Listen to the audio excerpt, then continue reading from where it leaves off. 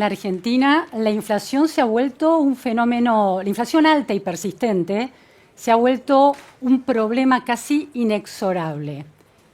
¿Cuál es la lógica que funciona detrás de la inflación? ¿Hay una lógica particular para el caso argentino que es tan desafiante?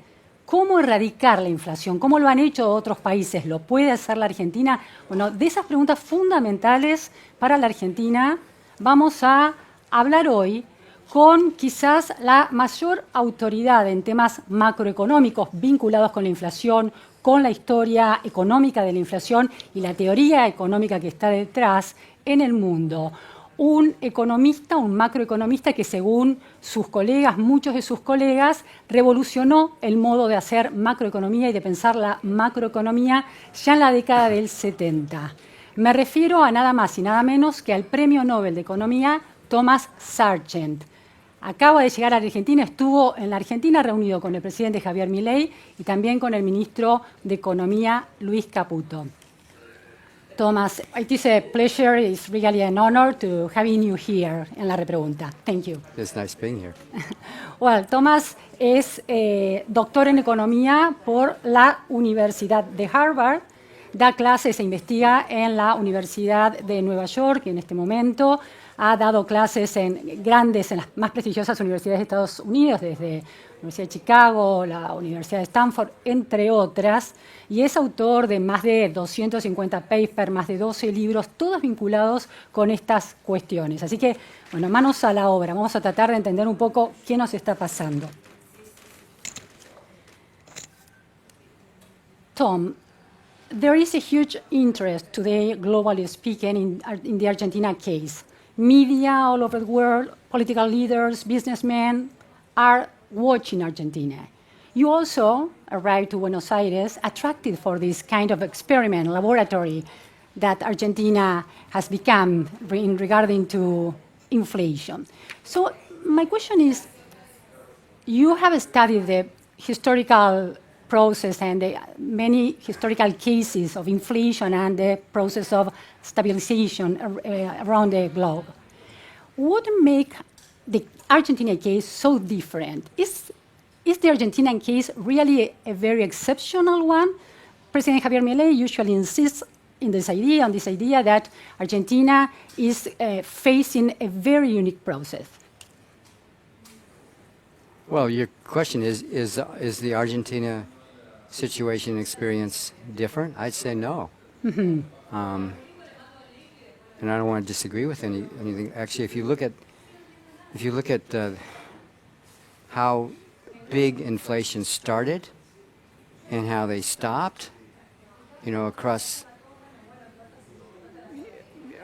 the world and across history, mm-hmm. They all started the same way and they all stopped the same way. And the way they stopped was you stopped doing the things that started them. Very simply. Mm-hmm. Okay. And this has happened, the 20th century in Europe and other parts of the world were kind of case studies of this. Yes. Like your pure case studies that had really big inflations. And if you there's a bunch of details that differ, but if you look for patterns, which is what we human beings do, you create stereotypes. Mm-hmm. They're there. And I could tell you what the patterns were, but, I could tell you how to, based on that history, I could tell you, like a good undergraduate economics student, to tell you how to start one, and they could tell you how to stop one. Mm-hmm. The economics is simple. The politics, you could kind of ask, well, if that's true, the politics is interesting and complicated and often different across the countries. Mm-hmm. But the economics themselves, they're the same, the macroeconomics. This pattern that you found and you have very perfectly described, how could you describe it for us? The pattern that explains how it is started and how it is stopped. Okay, I'll tell you how you start it. Let's start it with you're a country that has a hard currency, mm-hmm. Meaning you're either on a gold standard or you're on, let's say, the British pound, which was the hard. You're convertible into another hard currency, which Yes. means various British colonies did this. You have your own currency, but it's really just a warehouse certificate for British pounds or for gold. So you're on that.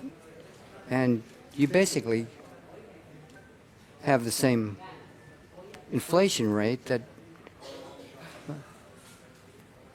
gold has relative to goods, or that England has relative to other countries. So England had quite stable. So that's that. Now, that's the initial condition. Now, suppose you call me in as advisor. You shouldn't do it. And you want to start a big inflation. So the first thing I say is you stop doing that and start doing the following.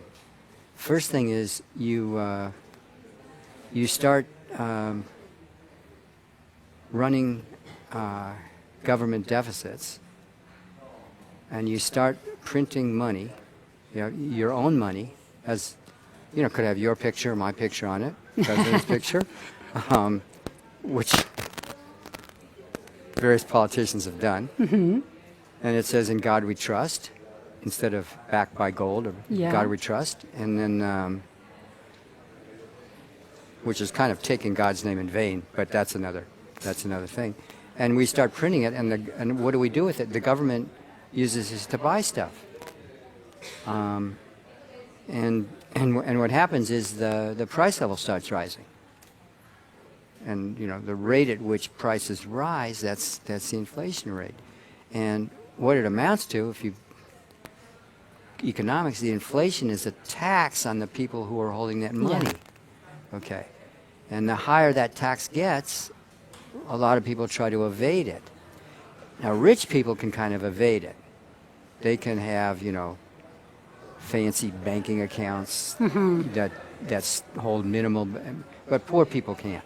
So in some sense, it's a regressive tax on poor people. Yeah. Over and over again. So you can sustain a steady inflation, 40-50% a year, and you can use it to finance government expenditures. You could buy whatever you want.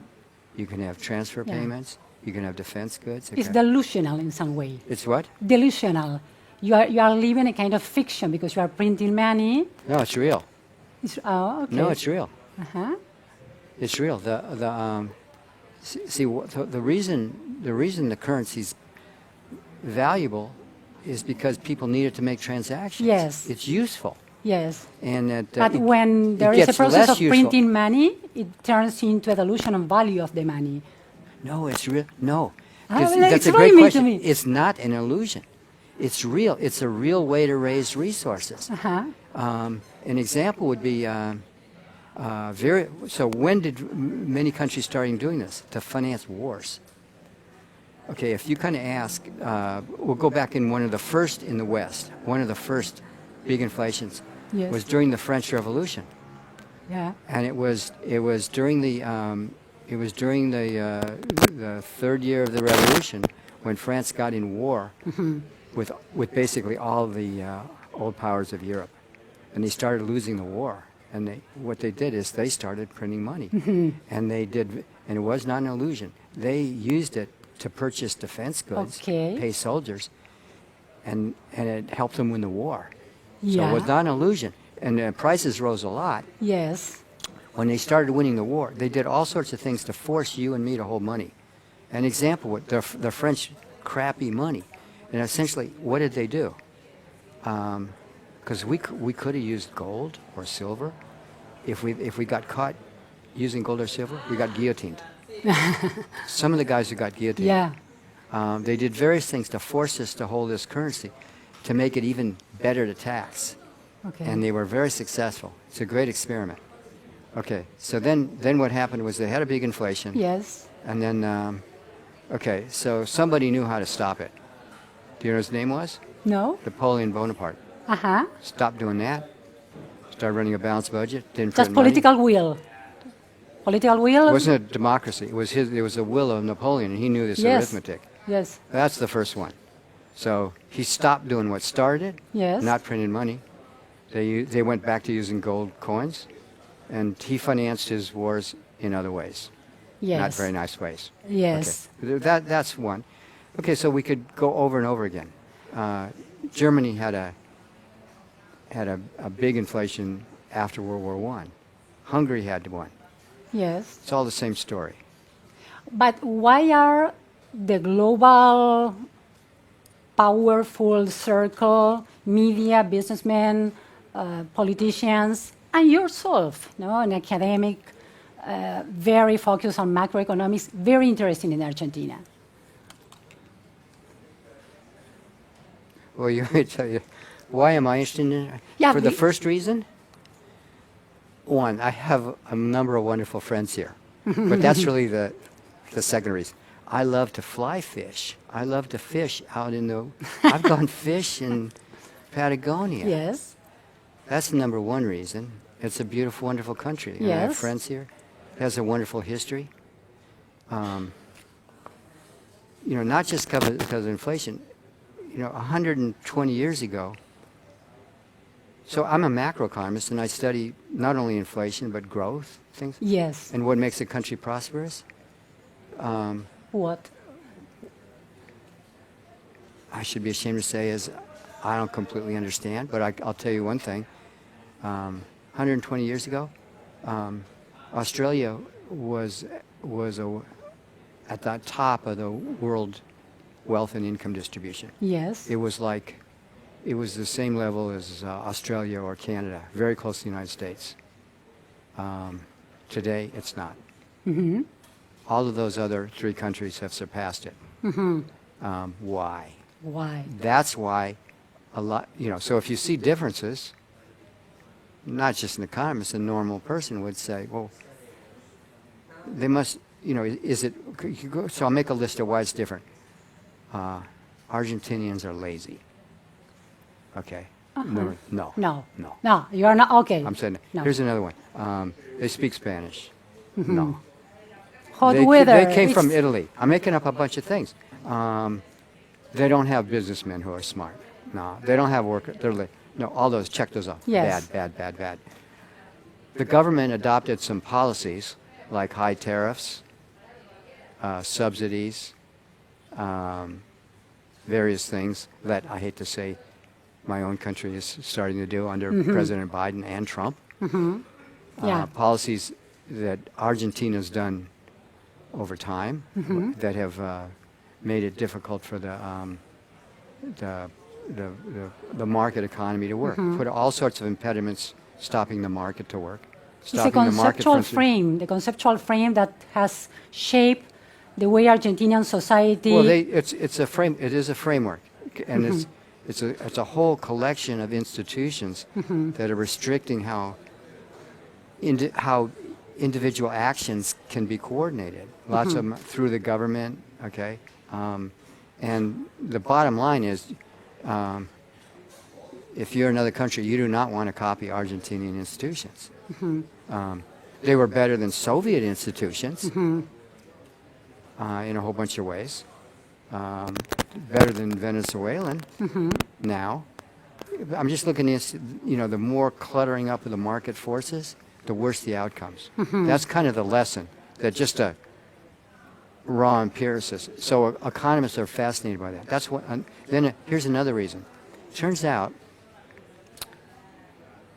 despite its very poor performance in terms of like going from a world-class economy in 1900 to like way far behind where it should be, given its resources, given the education level and the literacy and the Western culture of the people. Despite that, it has produced a string, a very high fraction of very good economists, especially in my field, who are experts, people I learned from. And they've been drawn to economics partly because of this dysfunction. So it's had every bad thing that happens has a positive. Yeah.